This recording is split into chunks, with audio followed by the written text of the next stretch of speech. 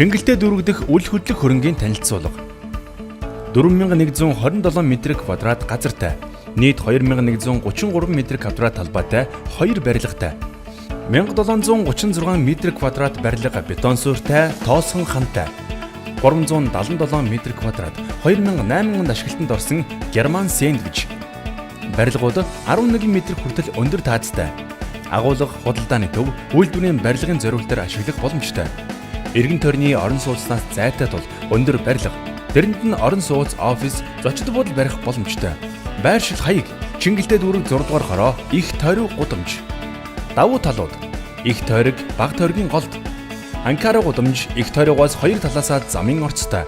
Олон яам, элчин сайдын яамдаас 300 м зайтай. Иргэн тойрондоо худалдаа, үйлчилгээний төвүүдтэй. Үүнд Метромол, Чингис Пив, Модерн Намаз, Тэнгис кинотеатр гэх мэт. Улаанбаатар хотын төв талбайгаас 10 минут алхах зайд. Ногоон нуурын орон сууцны хорооллын урд. Банк санхүүгийн байгууллагын зээлийн барьцаанд байхгүй.